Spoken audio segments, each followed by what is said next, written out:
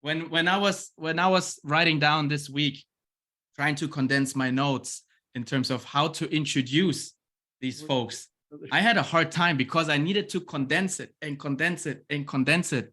And I really had a hard time, but I finally came to some notes, and I'm excited to introduce the both of them now.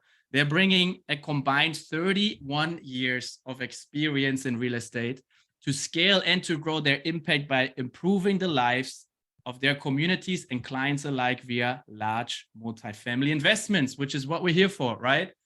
Both of them manage a portfolio valued at over $120 million, which includes 836 doors in active multifamily investments. They're also invested passively in 2,300 units in Tennessee, Florida, and Texas. He is a third-generation real estate broker in the Chattanooga, Tennessee area, and is coming from a legacy of realtors who founded, this is super interesting, I love this, the oldest local real estate firm. And he's been a servant leader in his field, holding many positions such as president of the Greater Chattanooga Realtors, and he's been a multi-million-dollar producer since 2008. And since we not just have one celebrity guest, but two, she is a real estate investor and developer with over 14 years experience in real estate transactions, licensed commercial and residential general contractor, realtor, as well as an interior designer. She has built a portfolio of real estate holdings valued at 7 figures, and she has served as a board member of the Chattanooga Visitors Bureau and is part of many, many other service organizations. So with that, guys, I'm super pumped to introduce to you guys Miss and Mr. Eda and Nathan Walldorf. Let's go. Hey. Yeah. All I do is win, win, win, no matter what. Got money on my mind, I can never get enough. What's up, guys? I'm so excited for you guys. Thanks for having us. We're excited to be here. So good to be here with you, Marcel, and your beautiful team. We're really just honored. Just hearing everybody's stories and wins, we're like, wow, that is a tough crowd to follow. Yeah, y'all are getting going. Yeah, you guys have some serious stuff going on and lots of great wins. And what a wonderful community, really. We're just so honored to be here to just get to share from our experience where we've been and hopefully where we're headed. Yeah, and one pitch for these guys, your hosts here of the your multifamily dream catchers, is these guys are the chasers. I'm sorry, have done a great job of just we're catching the dreams too. There you go. Right. Is it's one step at a time. You know, they're a great example of people that have who have gotten a goal in their mind and they've just kept going one step at a time and created something really cool. So good job, guys. Yeah, excellent. We appreciate it. We've seen it. We've seen Marcel on a personal level, and just are huge fans of the person that he is, and how he's just a go-giver. And has just helped so many people and continues to do so by bringing a lot of value to his community. We're just really honored to be a part of that right now. Yeah, thank you, guys. And I must say, guys, Eda is a 10x go-giver of what I may be, because when I started in this journey, I tell you guys, I reached out to Eda because I found out that she's one of the leading multifamily investors in town. And she took more than 5 hours to sit down. We were having coffee. We were talking about life, multifamily. And then she even walked me outside to walk the exterior on a deal that they were running for. So that's a true go-giver. And that's really what started everything for me. So I'm super excited for you guys to be here today. And it also showcased how important the really, I would say, like partnership, proximity, relationships, connections really are, because if it wasn't for you guys, I don't know if the trajectory would have been the same for me and getting Trevor activated, and everything and whatever the case may be. So thank you guys for that as well. That's right. I mean, that was before the Freedom Chasers was born, right, Marcel? Yeah. I mean, you and I were talking every now and then as accountability partners, but you had somebody that believed in you, right? And then that led one thing to the next, and now here we are. I felt activated. Community is important. Well, thank you guys so much. I'd love for you guys, you know, what we always like to do in the beginning is to ask you a simple question. Is who, besides what I just in a really condensed way tried to tell everybody, but who are Eda and Nathan Walldorf, and how did you guys get started in the commercial real estate world? Sure. Yeah. Eda's So, got a great story. I'm gonna let her tell you. well, first of all, I'm a mother. I'm a very proud mother of two wonderful boys. And that was a big motivator for me. You know, they always tell you, you know, when you're doing something, you've got to find your why. You know, why are you chasing your dreams that you're chasing? You know, here we're chasing freedom, right? This is a common thread we all had. And that's kind of how that got started. Nathan and I had been in the service industry for a number of years. And then we came back from service and found ourselves having to start from a very, very low place. And Nathan always reminds me that pressure is a privilege. So we found ourselves in a lot of pressure because we were struggling to provide for our family. And we had two little kids in diapers, and we were trading hours for dollars. And one night I was putting my kids to bed, and they wanted, you know, more time with me. And it was hard. I had to cut my time short, and it made me feel so guilty. It made me feel so sad. And then I went downstairs to my living room. I was sitting in front of the living room and with my chair, my laptop on my lap, and I had 3 or 5 more hours worth of work to do. And I was just feeling so overwhelmed. And I just thought, you know, this is just not sustainable. This is not sustainable. I can't keep trading time for money. I can't keep trading hours for dollars. I've got to do something different. And so Nathan was already, you know, in real estate. We were just getting started. So, you know, it's a commission-based job. When he was back then, it was her first year. And, you know, it's a lot of pressure. And I had heard about, you know, real estate investing and growing your wealth. And I was like, you know, kind of popped into my mind, and then I pushed it aside. And then one day I was like, you know what, Nathan, let's do this. What do you think? And he's like, what? How, why? You know, like, you know, people say, how can you get started in real estate? You got to have money. You got to have money to buy real estate. We don't have money. How are we going to do this? And I was like, no, but you know, there are ways to do this. He's like, no. So then that got shoved to the side again. And then I kept having to talk myself into it. It's kind of like that inner voice that you have that tells you, like, compels you to do something different, but you kind of shove it down. You try to quiet it because you just don't have that belief, you know. And sometimes you just have to either listen to that still voice, that inner voice that kind of calls out to you. And sometimes you have to borrow people's belief in you or others' beliefs in the things that are possible. And so I think I borrowed just a knowingness from the universe, from higher being, from God, that there was something greater, better. And so finally, Nathan and I kept talking about it, and we found this little decrepit house, and we got somebody to help us kind of put the money together. And that was our first deal. And it was a nightmare. You know, it was just awful. Yeah, but it turned out really, it went well. It went well, yes, but the house itself was, you know, crazy bad. But yes, it turned out beautifully. And, you know, we made our first money on it. And it was like, once we saw we could do one, and we're like, all right, maybe we should keep trying this, and we should keep trying this. And then what I did was I joined him for a while in real estate, and that wasn't really my gig. And then I was like, well, no, I really just want to start my own company. And I started investing and, you know, going to the bank and getting loans and growing a little portfolio. And, you know, then I got my contractor's license. I got my designer's degree, just all sorts of things, little by little. And before you knew it, like the way we did it, which we honestly didn't plan it this way, but it worked out beautifully for us. And if you can plan it with your family that way, I think it's wonderful. We lived off of his income, And then everything that I made through in real estate, we just invested back into our company. And so it kept growing, and we didn't realize what it had grown to until one day we looked at it. We're like, whoa, we have like a serious portfolio here. And so we're like, all right, how do we scale? How do we keep growing? And that's when we kind of ran into multifamily, and the rest of that has been history.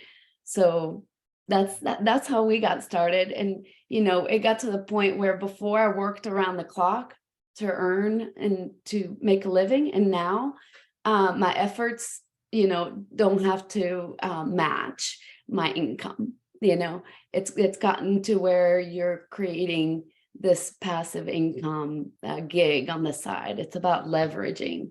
And so that's a beautiful thing that about our journey, is that not only have we done that for ourselves, but we actually find ourselves helping other people that want to leverage their time and want to leverage their funds, but don't necessarily have the time to do what we did, which is like decades of studying and learning and getting in the right rooms and a lot of investment as far as time and money.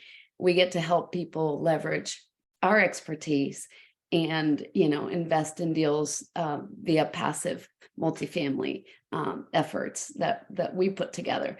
So that's been a real privilege. And so in the next 30 minutes, we're going to kind of go over I'm talking about partnerships, and just real fast on my stories, overlaps and is very similar, where I just realized, I'll give you the really short snippet, hit a recessionary time, and we kind of had to lean on some of our passive income, our investment income, which was a little discouraging for me. Okay. I just realized something's got to change, just like Eda did. Eda was sitting on her couch going, overwhelmed with work, thinking something got to change here. And so I realized something's got to change. I've got this business I can't sell it. It's not really a sellable business. I'm trading time for money. I'm missing out on family time. Something's got to be different. And that's when we really we both had their different little moments of seeing something's got to change. And then we found multifamily. We're like, wow, this is exponential.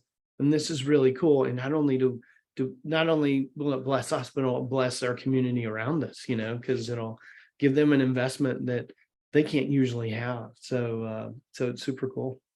I love that. You created freedom. Yeah, we're creating freedom like crazy, and have a whole new vision for what our lives are going to be like. That's gonna where we're going to have our time back, and where we're going to have some things that we really wanted that we never thought we could have.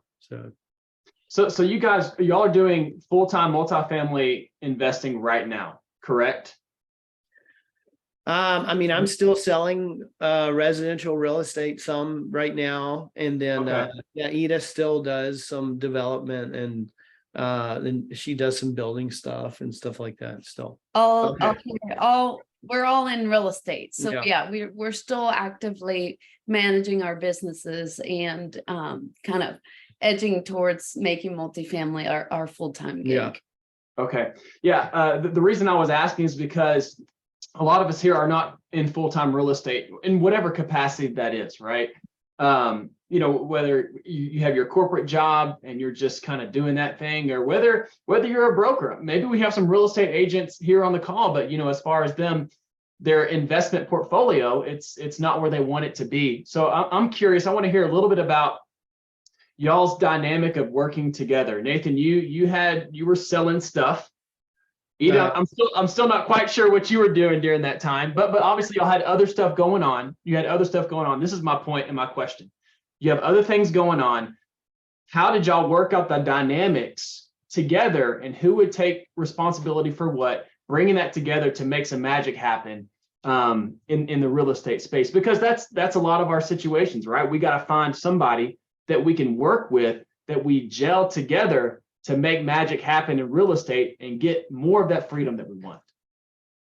Does that make sense what I'm asking? Yeah, I think initially we didn't define our roles super well. Like, we didn't sit down and have this thoughtful, we've done that since then, but it was more like, I was like, look, I'm just going to keep selling and you do investment stuff, and I'm going to I'll help you with the sales and figuring it out. the value of stuff and stuff like that. So that's kind of what we did in the beginning. And then years down the line, when we decided multifamily is what we're going to do, then we became super intentional. Like we both have, defined goals. We're really gonna, our goals together is to have a really healthy work dynamic as a couple, as well as people who are working together, and we're gonna seek to hear and support each other along the way, and support each other's kind of individual goals. And so there's a lot of things that we have been super intentional about, as well as, I think, just trying to be thankful, like look over our wins every day and see what our wins that we've had, and then where we're going the next day. What do you think? Yeah, I mean, are you asking, Trevor, in regards to our multifamily, or just in general, like how we divided our roles? Kind of more earlier on, before y'all got into the thick of multifamily. Sure. But I think that might be a little bit more relatable of an experience from Yeah. a lot of us here on the call.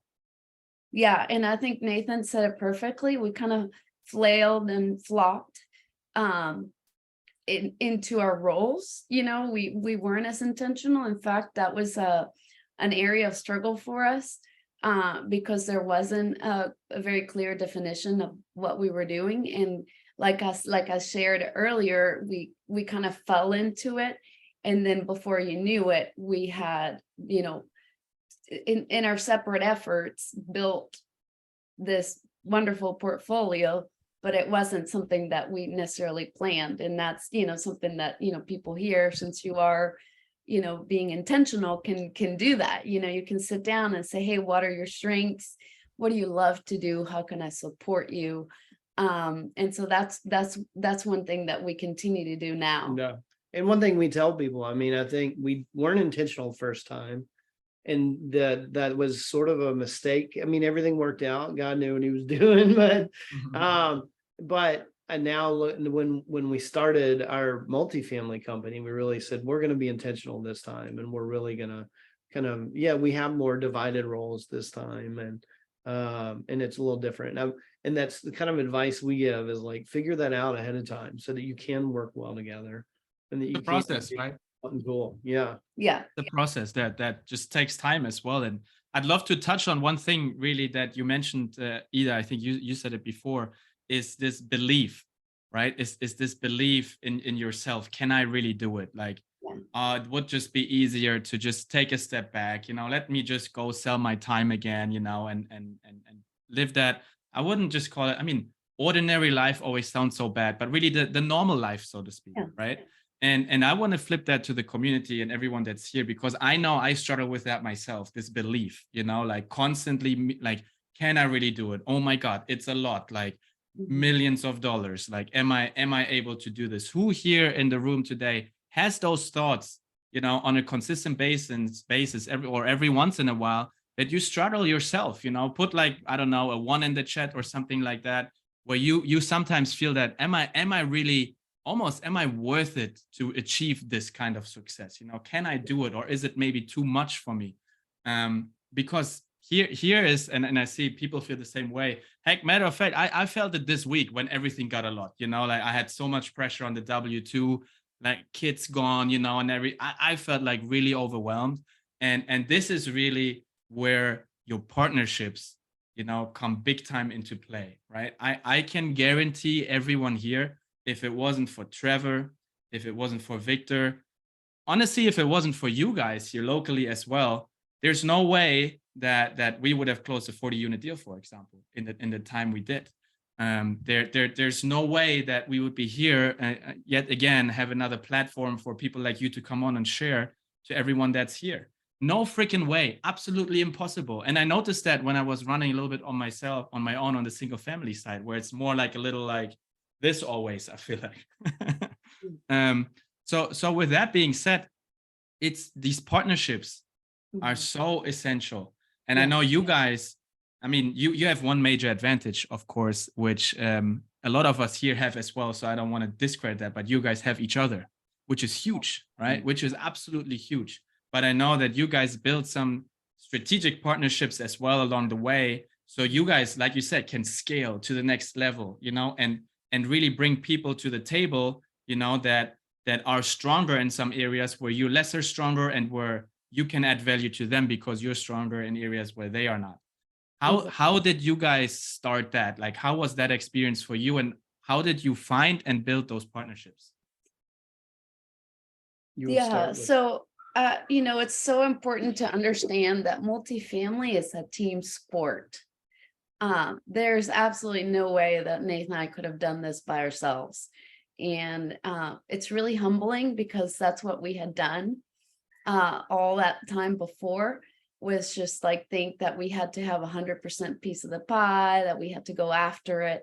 And then once you realize that actually collaboration, and this is something Brandon Dawson says all the time, collaboration's the new currency. And when you realize that actually when you collaborate with others, and when you bring others along, and when you get in a room with people smarter than you, which is a lot of what we've done, that's really when the needle starts to move, you know. And they help move your belief lid a lot. Yeah. So you were talking about belief, when you're around people that are doing cool stuff, it helps you realize, wow, this is possible. It's really cool. Exactly. Sorry.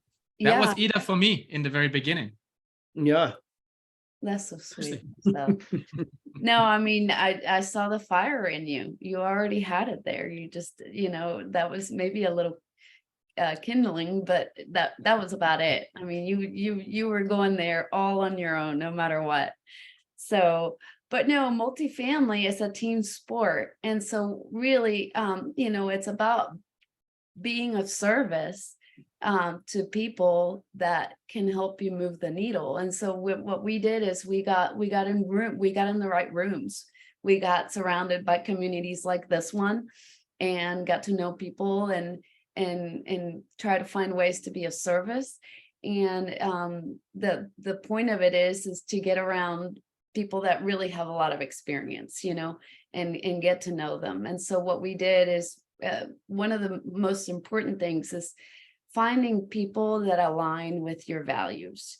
And that's part of what we're talking about tonight, right? That was one of the first things that we learned, and we're very, very thankful for that. We actually had one of our best deals is a deal we didn't do.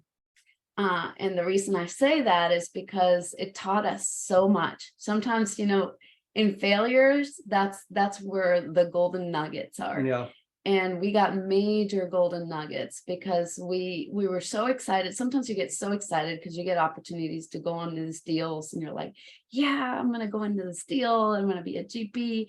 And you get so caught up in the moment, and so caught up in like, oh, I'm going to get to do this, that you kind of maybe not everybody, but we did. We made the mistake of not really knowing really well who some of our partners would be. We got brought in by some partners that we loved and really, really trusted.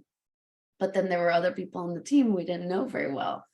And we ended up, you know, that deal didn't work out. And like I said, that was one of the biggest blessings, because we spared not only, you know, ourselves from being in a potentially really, really long partnership, but our investors, you know, and we realized, you know, partnerships are so important. Yeah. Like, you've got to protect the people that you're bringing onto a deal.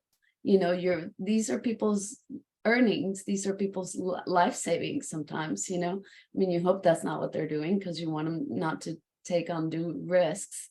But, you know, people are going to do what they're going to do. But it's really our responsibility to be so careful and to vet the people, to vet their values, to make sure they align with us. And one of the things that we really believe in is our clients, our investors, are absolutely priority number one. We will put ourselves at risk before we put anybody at risk when it comes to our deals. And so that deal that didn't happen taught us so much about, you know, really looking at what are our partners' values, and do they really align with ours. Yeah, and it made us create our own kind of values that we look at, you know, to make sure that our partners are going to be resourceful, you know, that they're going to go after and accountable. Like they're going to be people who are going to work and aren't just sitting on the team going, yay, I'm on the team, you know, but, and the people who are consistent and who are growth oriented, who are out there to learn, they're going to keep learning and they're going to kill it in the business and be kind of exponential and inspirational and committed to what we're doing. So that was huge for us to help us figure out our values and, you know, and that's something you've got to do. Make sure folks that you are aligning with, thinking about partnering with, have got that, you know, are folks who are really educated in this space and aren't going to exaggerate projections. That's something I've seen that's a little scary in multifamilies. People go out and they're like, I'm gonna give you a 3x return and all this kind of stuff. And it really, to us, has shown us, wow, I don't know that guy knows how to underwrite. You know, he's over promising, where one of our big values and goals is like, we want to under promise and over deliver when we're pitching a deal to folks, you know, because we want to make sure that we're going to be able to hit our goals, that we're telling people a really realistic projection, really conservative. So we try to be super conservative with our underwriting, because we want people to have a true understanding of what they can expect when they're working with us. And you've got to have that with your partners too.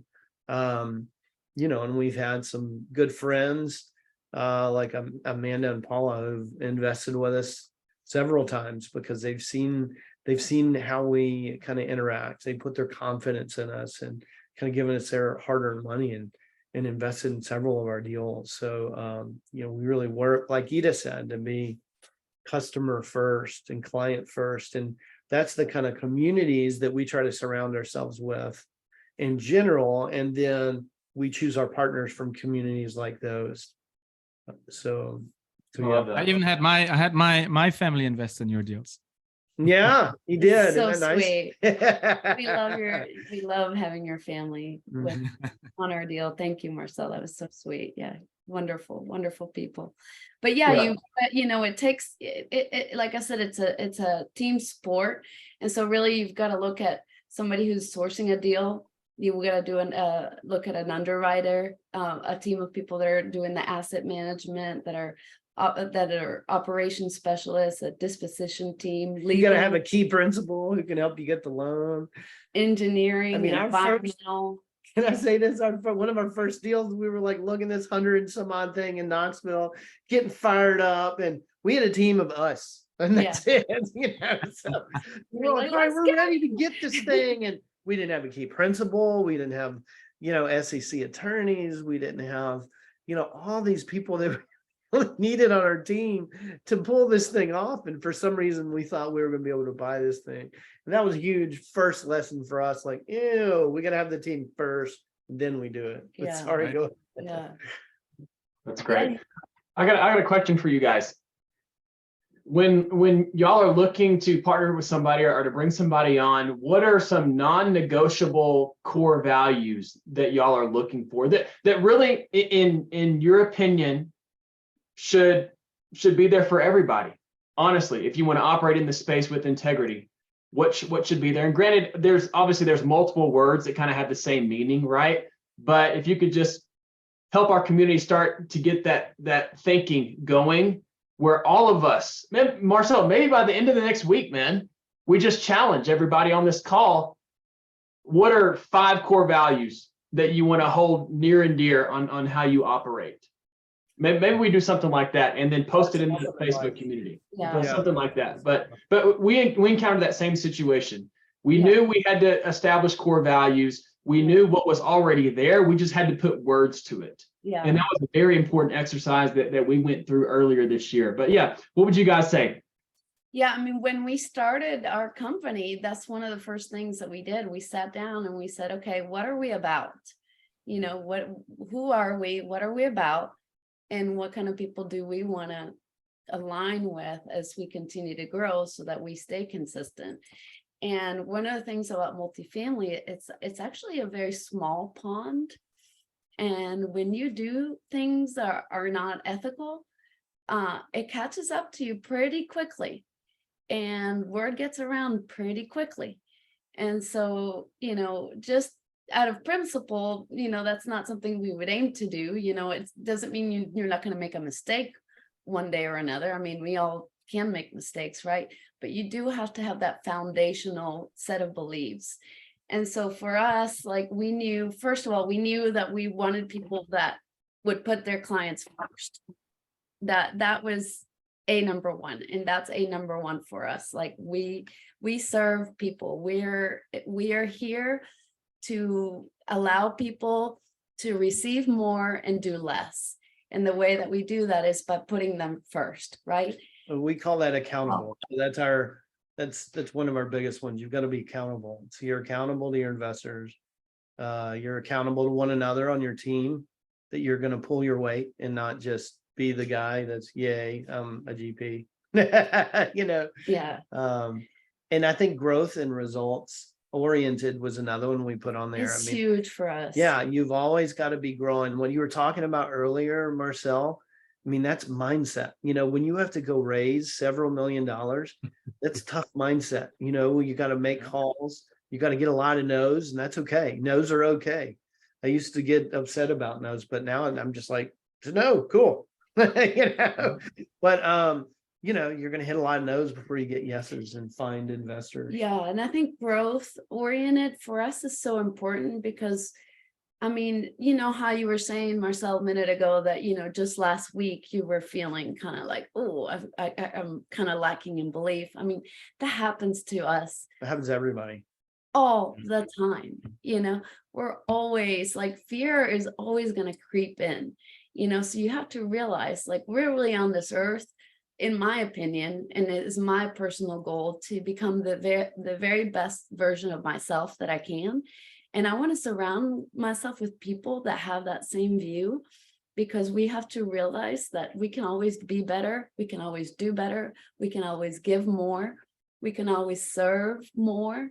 And so people that have that mentality, that where you're just really a servant leader, then that's the kind of people that we want. So we want people that are growth oriented and are going to challenge us, that are going to like say, hey, you could do better here, because we all iron sharpens iron, right? Yeah. And the inspirational piece is another one of our core values. I mean, you want people that are going to push you to do more than you think you can do. And you want people on your team to be pushing for more than you think they can. You want somebody else in your team to say, hey, knock it off, Marcel. Stop being scared. That's Right. not real. Push it aside and keep going. You know what I mean? In a nice Absolutely. way. So call me up anytime you need me to do that for you. Yeah. And then in the inspiration piece, I mean, all of these things kind of have undertones about them, right? So being an inspiration, what does that mean? It means bringing passion into what you do, like being passionate about what you do, bringing joy into every day, being surrounded with people that are just, like, we want to create a team of people, like our team, like, we want to invest in our team. We want to invest in the people that we surround ourselves with, that work with us, that help us grow our business, and that we grow the business together. We want to add value to them and want that to be this kind of synergy. Another thing is being committed. You set your goals and you're committed and you go unwaveringly forward, and you can have some people that are like excited one day and then they're like, just, not into it today. So that's why, it's important to have that like-mindedness, that commitment towards your goals. Like, this is non-negotiable. I'm going to go after this no matter what. Yeah. Excellent. And you just got to remember, I mean, if you're doing a multifamily deal with somebody, it's a multi-year commitment. Mm. So you've really got to, Right. they got to be people you want to be around for multiple years. It's a marriage, really. It is. Yeah. And trust for all those years, so. Yeah. That's It's a right. marriage, and you just have to really like that person enough to, and trust that person enough. And, would I trust that person with my grandmother's funds? I always ask myself that, it's a lot of responsibility, you don't want anything that's going to keep you up at night. People that want to be impactful, because really, that's our desire. We want to be high impact along the way. We want to change their lives of people by our actions. And we're committed to be a blessing to our team and that to our communities of multifamily communities that we serve. They're important to us. We want to bring value to our communities' lives. We want to bring value to our clients. So we want to have impact, and we want people that have that mentality, that desire that. Yeah, like we've gotten to be around some billionaires and I don't know, 100 millionaires, whatever those are called.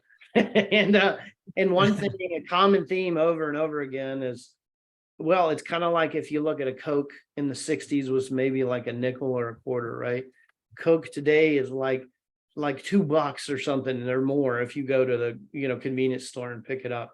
So the common thing we've gotten is you've got to make your money work for you. Like you can't just make money and boom, that's it. But you've got to actually make money. You got to make that money grow so that when it's time for you to do the things you really want to do, get your time back, retire, whatever at the end of your life, then your money is going to go as far as you need it to. So the impactful is important, and that's part of what we get to help people do. And then resourceful, it's so important that there are always going to be roadblocks, right? There's always going to be things that get in the way that kind of make you like, we were almost there, we almost had it, but now we don't, And so it's really important when we're partnering with people, we're looking for people that want to be resourceful, that, no is not the answer. No is just not this way, not that way, maybe another way.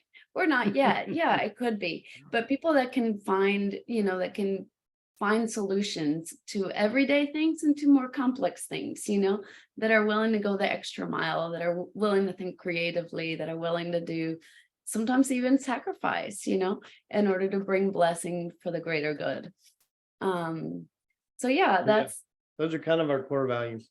That's amazing. I love that so much. And I hope everybody was taking notes, because Nathan and Eda, they're operating on such a high level, and they're peeling back the curtain of like their intrinsic DNA of how they operate.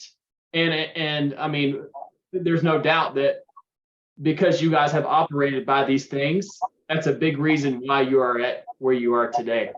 And of course, we could dive into the technicalities of what it takes to do a deal and the mechanics of multifamily, this, and this. But I think, what we want everybody to know is the reason we're talking about maybe more of these intangible skills and characteristics is because, and you alluded to this, Eda, multifamily is a small community and word travels fast.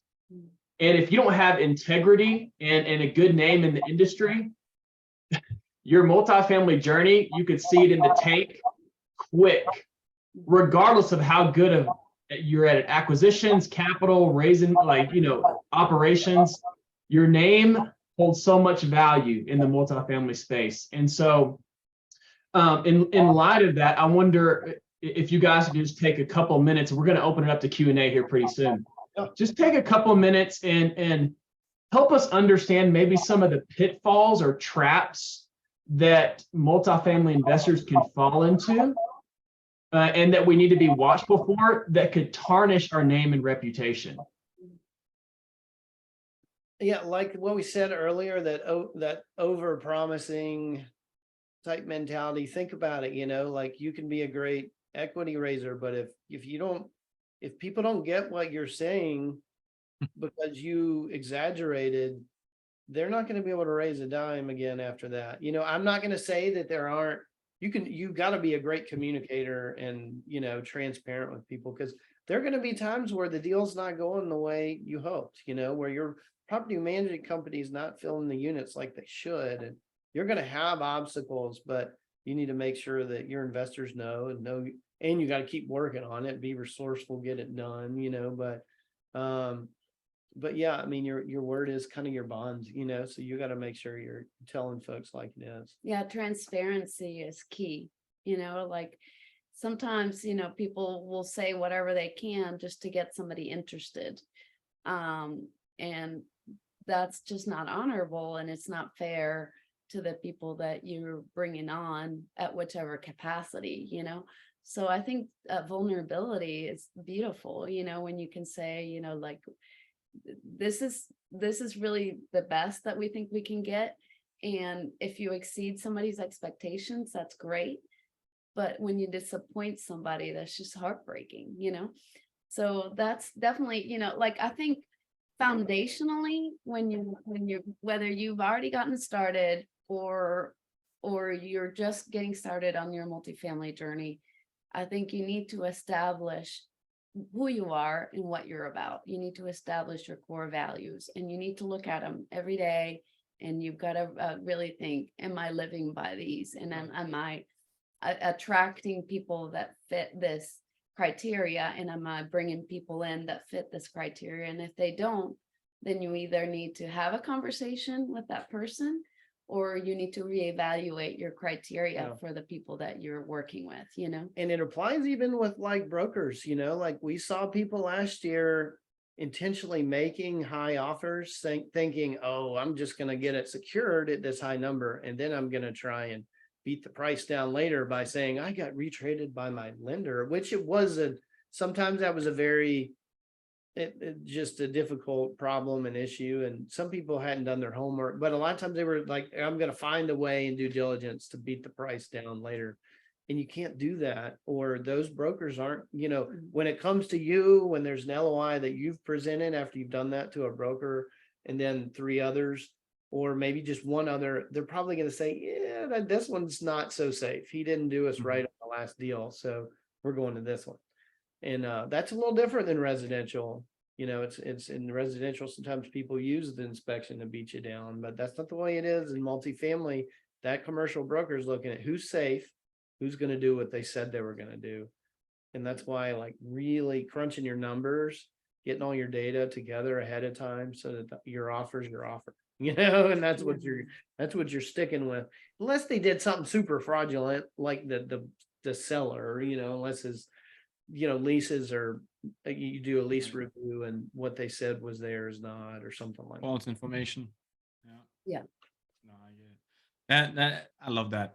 So just to maybe sum it up also a little bit, you guys, number one, you went into the right rooms, right? And made sure that number one, you learn from people with experience, and you also build relationships with people that may have more experience than you or have experience in other areas in the business that are important for that. Because you guys noticed when you looked at a deal together, for example, and a bigger one, it takes a little more than the 2 of us probably to do this the right way, right? And then you utilized your network, and you had these conversations with people that you met at events or in mentorships, community, whatever the case may be. And then you legitimately, I mean, you obviously got to know them, but you would also vet them, whether that's not an interview, obviously, right? But it's regular conversations. You would vet them based on the core values that you had established previously, right? When you started. So I think that's a big takeaway for everybody, is to, number one, obviously have those core values. So Trevor, I think that was a great point. I challenge everybody actually to put those core values together, but not just jab down some words, because that a lot of, and including myself in the beginning, that was just some words when we were, oh yeah, like, are we really going to follow this? Everyone is putting in their mission and vision statement, but how much does it really matter? I see it at my W-2 job all the time, right? But when you really follow a vision, and you look at this like and take it serious and be like, okay, the vision is what we want to accomplish, the mission is how we're going to get there, and the core value is what we base this on, it really becomes something realistic, and it really sets you up in the right direction. So I want to encourage everybody to write down those core values, but think about them, not just write down words like Eda and Nathan have done, right? There were words, and then there was a story behind it, right? A mission really behind that, right? So Trevor, let's do that. Victor, let's throw that into the Facebook community. I'd love to challenge everybody to throw in your core values in the Facebook community. And what that will do, it will attract people that will have similar core values as you, and it will organically nurture you to connect with people that are like-minded. So if you're serious about finding the right partnerships, you know, and you're not just here sitting on a Zoom to get entertained, you know, I always say that. You're actually intentional about meeting the right people. Throw that into the Facebook group and get known by the people that you want to get known by, right? So let's do that.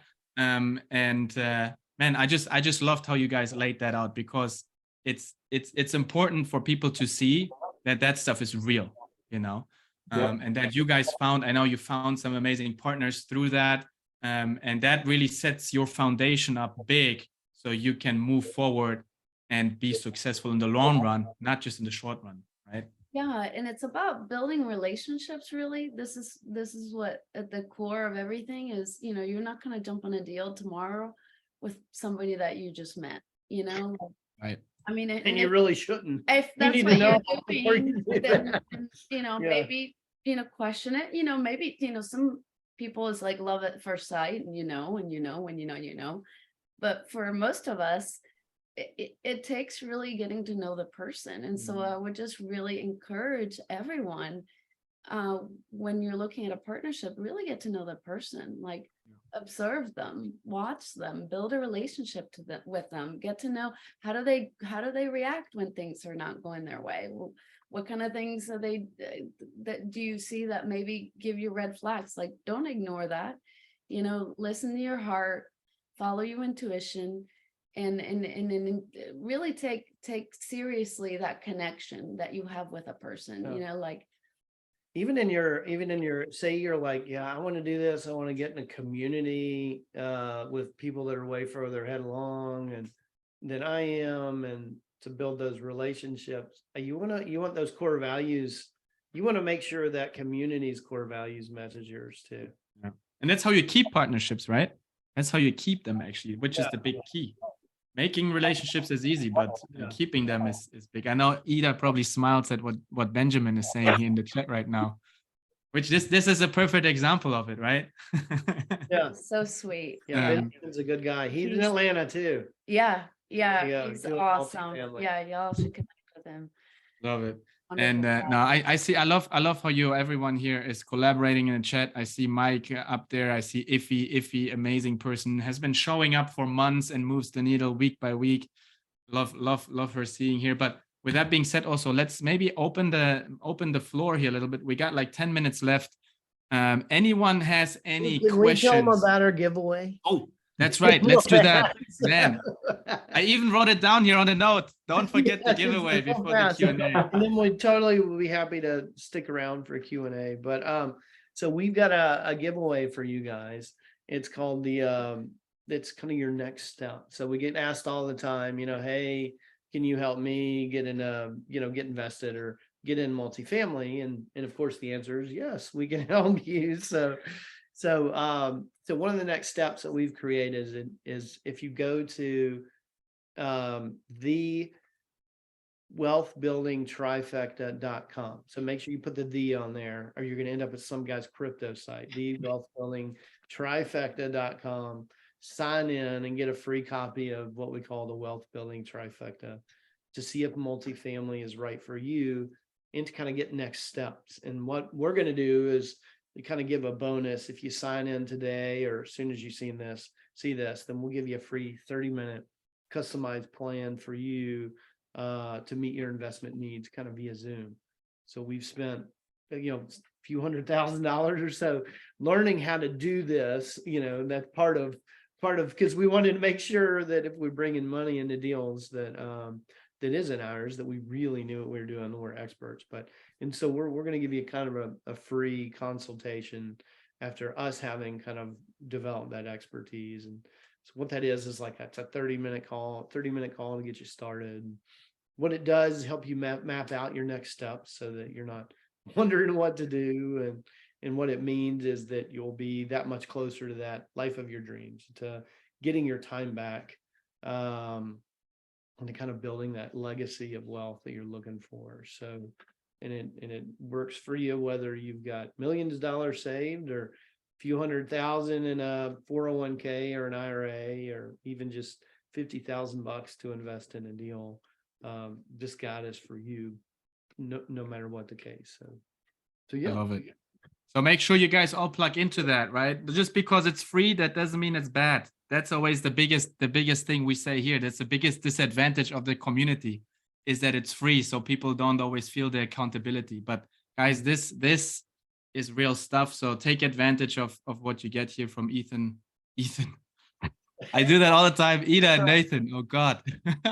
You know, the dream catchers instead of chasers. That's it. That was my return. You know. I changed that though. You should start hanging a dream catcher. Hey guys, by the way, is this also a giveaway for everyone's network in here, or is this just a giveaway for everyone that showed up tonight? For everyone's For network. everybody. Yeah. If you For everybody. watch this So I later, encourage so I can get it. Yeah. Worth it. everyone, right? Make sure you share that. What we try to do here is we build a platform for everybody, right? But each and every one of you guys has a platform as well, your personal platform, right? So go onto Instagram, for example. Now we're all always encourage people to be on Instagram or even on Facebook, whatever it is. Take a little quick selfie like this, tuck, tuck, tuck, and throw in the wealth building trifecta. If you want to know, you know, what it takes to be in multifamily, or what your investment strategy may be able to look like, throw it in there, share it with your community, share it with your network as well. And that way people also see what you're up to, by the way. So just saying, that's what we're going to be doing here once this Zoom is over. So you guys already have the chance to do it right now. Get it done. But yeah, what questions do y'all have? Yeah, let's open the floor. Let's open the floor. We got the Multifamily Cigar King coming up first. Hey, Eda and Nathan, you guys are awesome. Thank you so much for the inspiration. A lot of folks, you know, don't understand the importance of relationships in this business, right? A lot of nuggets were dropped, you know, especially for new investors, where, you know, your first deal is your most important deal, because that's the way you build the momentum for your investors for years to come. And the thing is, in that, right, you have the fact that you have relationships that you're building with that, right? These are some of the best friends you're going to have, and the beauty of it, you're making money together, right?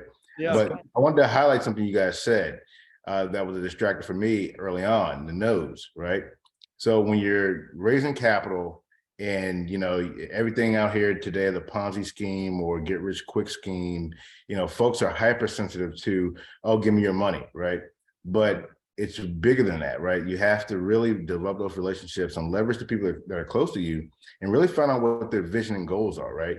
Because it's really not about, okay, just invest your money, but it's about understanding what their long-term vision is, you know, what's their financial freedom goals, and just offering the opportunity to them so that they can learn, you know, about multifamily. And a lot of people, you know, they're not familiar with it, but they can join you in your journey, right? And that's how you build those. So I just wanted to highlight that. I mean, I think that was like a really key nugget, because a lot of people get discouraged from hearing no when they're, you know, talking to their family members or talking to close friends, you know, about multifamily and investing in deals. So thank you so much. You got to think about what's keeping them up at night. What's their question? What's their dinner time conversation? You know, that's making them that they're thinking about. You know, about, and I think showing them there's a process. Like, hey, we have an SEC attorney who writes this thing up to where, you know, you have a legally defined portion of the LLC that owns this property. I think that helps people a lot too. If you help them show them there's a structure there. And show them that you got really skilled people looking over your underwriting and getting it done, you know. Yeah, All right. you nailed it, Michael. It's about really filling Finding their needs. filling their needs, you know, like that's exactly what it's about. And you can do that in the context of relationship, that's for sure. Right, and this is one of the most powerful vehicles, right? So I invited a few members of my friendship on here. I didn't see them come on, but that's okay, right? But the thing is, these free zones, right, where you get the knowledge, right? And it's just not like a pipe dream where you're saying, oh, just invest your money. You see a community of people, right? You see people learning. You see, the connections, right? Trevor, Vic, Marcel, Jerry, Peter, Andrea, Jack. I mean, like the list goes on and on, right? All these are like my closest friends on here in multifamily, and now you guys are too, right? So it's just about like that connection. Like, well, how do you know these people? I mean, they're lifelong partners, right? In this journey that we're going on, it's going to make us financially free. So just want to commend you guys for sharing that that vision and talking about strategic partnership, because it's really important in this to really hone in on who your partners are and how you're going to move forward in this game. Absolutely. Beautiful. Thank you, Michael. Yeah. Hawk. Oh, it's great to have you, bro. All right, we got Deidre. Hey again, guys. How are you doing? Hey, Hey. Deidre. Feeling So- activated. Yeah, Love it. I am. My question to you guys is, you said that you it's best to go through a vetting process, and that resonated with me because real estate is about to be my fourth venture. The first one, the CEO that I was working with, he pretty much took the money that investors gave and used it for his own purpose. The second guy, when I tried starting a second company, this guy overcharged the investors, and they ended up paying hundreds of thousands of dollars for a website, and noticed that he was a fluffer when everybody looked up to him. And then now the third one, which I've been working on for years, we found out that that one of the partners has been sort of bribing young ladies because it's a private equity firm, and they wanted to have multiple companies under their umbrella. So we just noticed how deceitful he was, and now things are coming out about him after 4 or 5 years. And we realized that we weren't really getting anywhere. So if I start real estate now, I'm gonna have to get partners, and I have PTSD. I do. So do you have any advice on the whole vetting process, and how do I not fall into the same trap again? I mean, I really think through, like you pointed out some great things about their character. You gotta listen to that instinct inside that says, is this person slick? Is this person really about the investor first? Like that's who we partner with, is people who are Right. obviously investor first. And Right. And Lisa. I'm glad you said that, because the last guy, now I realized that he's not investor first. He's bribe first, get women first. And it's not good to see. It's awful, but Are you use people first, or are you bless people first? It's a big difference. yeah. Yeah, what were you gonna say? Yeah, no, I think that's totally true. And I think, getting to know the person and getting to know the people that they know Mhm. is a great way, just what are people saying about them? What are others experiences with this particular individual, and yeah, I mean, I can imagine how you would have PTSD. You have to really try to let go of that fear and start listening to your heart. Like, don't lead with a fear, because then you're going to attract more of that. You've got to lead Right. with your heart, knowing that the right people are out there. And if you're methodical and you're intentional and you really sit down and say, okay, these are my non-negotiables, you got to establish those. Do you know what those are, Deidre? What my non-negotiables are, like in terms of Your values, the things that you really want from people. my values. Well, I want someone who wants to handle a portfolio well, and who seeks to have in-depth knowledge and experience and value their partners, and not seek to be the chief all the time, but who will work together as a community and not undermine or belittle others. So I think those are core for me. Still growing. Yeah, no, those are great. That's a great start. And you may also start, intentionality is huge. Like we said earlier, we're not intentional when we work together the first time. second time we were intentional. So it may be that you need to intentionally think, like, what are the like 5 questions I need to make sure I ask somebody in passing, in conversation, before I really partner with them, that's really going to help me get to these places. And yeah, what Eda was saying is, don't get trapped into that space of thinking, oh, this is what I get all the time, or that's what you're going to get all the time. Yeah. So you've got to think about, how do you not get that again? How do you get a different result this time? And you can, and you will, and you just got to do this. focus on what that looks like, what that new result looks like. One of the things that that I keep being reminded of is to always connect with the feelings of the things that you want. Right. Focus on that in your heart. Like whether it's like in the morning where you spend some quiet time meditating, and then you think about what it is that you really want. And then just like breathe, take a few deep breaths, calm your heart, and then think about, what do I want? And then feel that feeling. And the more you do that, just do that several times throughout the day. And the more you do that, the more you're going to attract that, because you trained yourself to feel that feeling of the things that you want. And so that's going to come to you because you're exercising it, you're practicing it. And I feel like that's a little bit of a life hack for really creating the life that you want, the reality that you want. I have really loved being intentional about doing that. And I would encourage you, Deidre, to really connect with the goodness and not with the fear. Right. With the possibilities. Yeah, totally. And with that vision in your head, you're actually going to be a little more primed to see it when it's in a person, and probably to see it when it's not in a person too, Yeah. Right. Thank you so much. And one thing I'll also mention is that I noticed that there are a lot of fluffers in the hedge fund world, in the private equity space, and in real estate too. So I guess when you asked me about my core values and like sort of what I look for, I look for people who are just real, who don't over project, like you say, and pretend to be more than they are. Because at the end of the day, if they don't have what they say they have, they're just fluffers. They're just fluffing. Mm-hmm. Yeah, totally. Absolutely right. Thank you, guys. Yeah. Thank you, Deidre. Deidre. Deidre, thanks for Yeah, best of luck.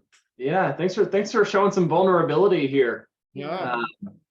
We can we hold you accountable in the next week or two to have those core values kind of more detailed and pen to paper? Would that be okay?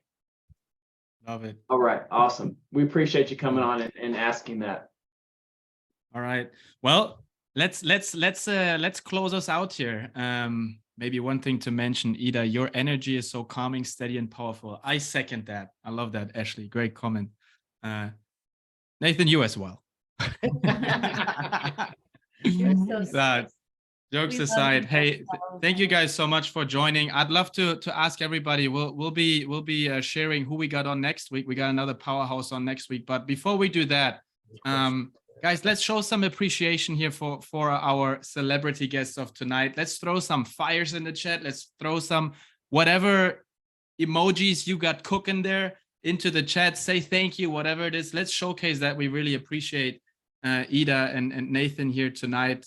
So thank you guys. Here we got them rolling in. I love it, the stilettos. That's like a running gag in our community.